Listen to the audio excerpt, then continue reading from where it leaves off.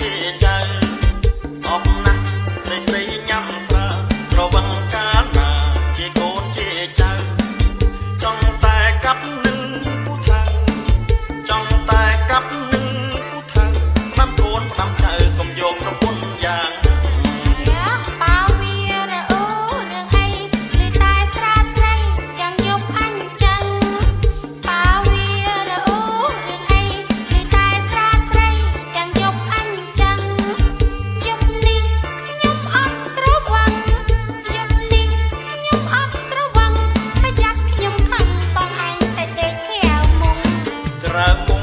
ដូចបានរួចទ្រូងវិញម្នាក់ឯងចុះបារ៉ែយ៉ាងនឹងក្រៅមុងដូចបានរួចទ្រូងវិញម្នាក់ឯងចុះបារ៉ែយ៉ាងនឹងអញ្ចឹងហើយនៅតែខំប្រឹង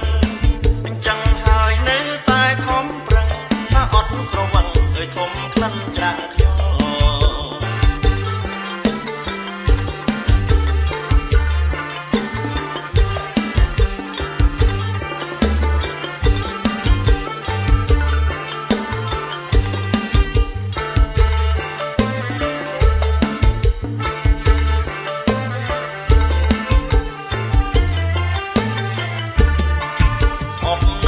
ស្រីស្រីញ៉ាំស្រាស្រវឹងកាលណាជាកូនជាចៅ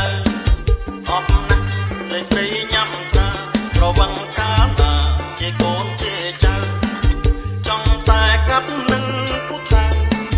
ចង់តែកាប់នឹងពូថៅដាំកូនផ្ដាំចៅកុំយកប្រពន្ធយ៉ាងប៉ាវារអូរឿងអីលឺតែស្រាស្រីទាំងយប់អញ្ចឹងប៉ាវារអូរឿងអីលឺតែស្រាស្រីទាំងយប់អញ្ចឹងយប់នេះខ្ញុំអត់ស្រវឹង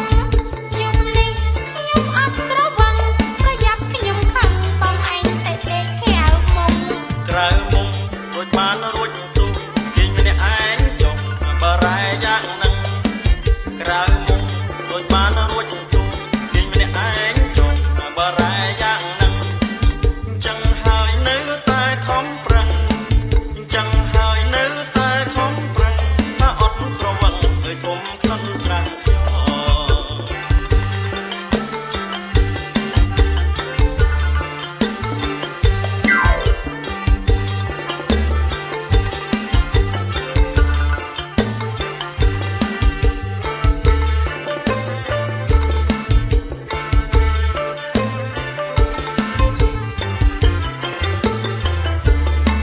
ស្អប់ណាស់ស្រីស្រីញ៉ាំស្រាស្រវឹងកាលណាជាកូនជាចៅស្អប់ណាស់ស្រីស្រីញ៉ាំស្រាស្រវឹងកាលណាជាកូនជាចៅចង់តែកាប់នឹងពូថៅចង់តែកាប់នឹងពូថៅដាំកូនផ្ដាំចៅកុំយកប្រពន្ធយ៉ាង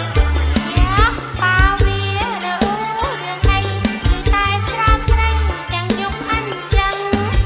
ប៉ាវារអូរឿងអីលឺតែស្រាស្រីទាំងយប់អញ្ចឹងយប់នេះខ្ញុំអត់ស្រវឹងយប់នេះខ្ញុំអត់ស្រវឹងប្រយ័ត្នខ្ញុំខឹងបងឯងដេកក្រៅមុងក្រៅមុំដូចបានរួចទ្រូងគេងម្នាក់ឯងចុះបារ៉ែយ៉ាងនឹងក្រៅមុំ